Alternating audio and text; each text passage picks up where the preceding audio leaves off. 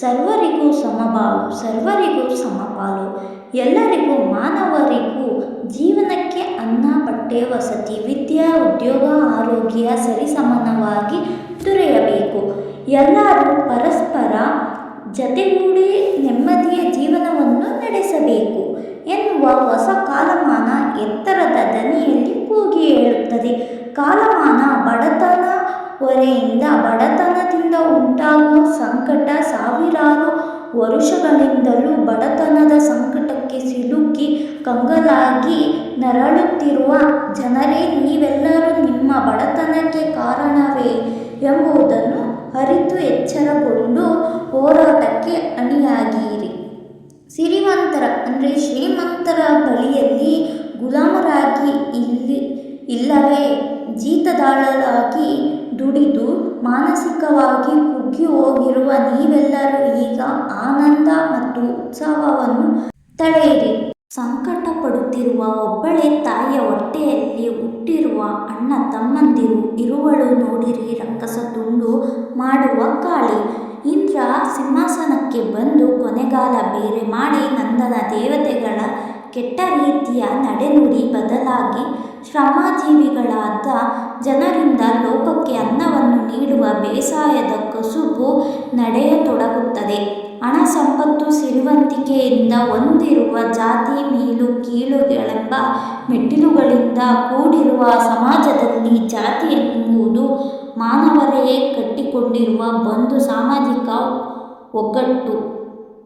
ಜಾತಿಯ ಕಟ್ಟುಪಾಡುಗಳು ತಾರತಮ್ಯವನ್ನು ಕತ್ತರಿಸುವುದು. ಬುದ್ಧಿ, ತಿಳಿವು, ಅರಿವನ್ನು ಪಡೆದ ವ್ಯಕ್ತಿಗಳು ದೇವರ ಹೆಸರಲ್ಲಿ ನಡೆಯುತ್ತಿರುವ ಎಲ್ಲ ಬಗೆಯ ಅನ್ಯಾಯಗಳನ್ನು ತಡೆಗಟ್ಟಿ ಮಾನವರ ನಡೆನುಡಿಗಳೇ ಕಾರಣವೆಂಬ ವಿವೇಕವನ್ನು ಜನಮನದಲ್ಲಿ ಮೂಡಿಸಿ ಜನರ ಬದುಕಲ್ಲಿ ಒಲವು, ನಲಿವು, ನೆಮ್ಮದಿಯಿಂದ ಕೂಡಿದ ನೆಲೆಯನ್ನಾಗಿ ಮಾಡುತ್ತಾರೆ.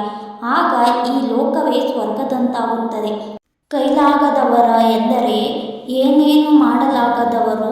ಕೆಳಮಟ್ಟ ಹಣೆಬರ, ತಿಳಿಗೇಡಿತನ ಬಿಟ್ಟು ಚಕ್ರಕಾಲದ ಉರುಳುವಿಕೆ, ಬದಲಾವಣೆ.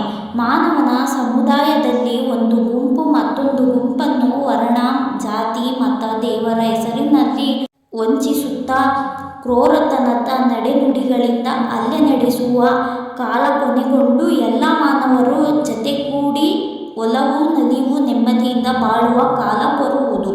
ಹೆಗಲು ಕೊಟ್ಟು ಜವಾಬ್ದಾರಿಯನ್ನು ಹೊತ್ತುಕೊಂಡು ಹಿಡಿದ ಕೆಲಸವನ್ನು ಮಾಡಿ ಮುಗಿಸಬೇಕೆಂಬ ಗುರಿ. ಮೋಹಿನಿಯ ಮೋಹಕ್ಕೆ ಒಳಗಾಗಿ ಮೂರ್ಖ ದಾನವರು ತಮ್ಮ ಶಕ್ತಿಯನ್ನು ಇತರರಿಗೆ ನೀಡಿ ನಾಶವಾದಂತೆ ಸಂಸ್ಕೃತಿಯ ಹೆಸರಿನಲ್ಲಿ ಶ್ರೀಮಂತರು ಹರಡುವ ಬಲೆಗೆ ಸಿಲುಕಿ ನಿಮ್ಮನ್ನು ನೀವೇ ನಾಶಪಡಿಸಿಕೊಳ್ಳಬೇಡಿ.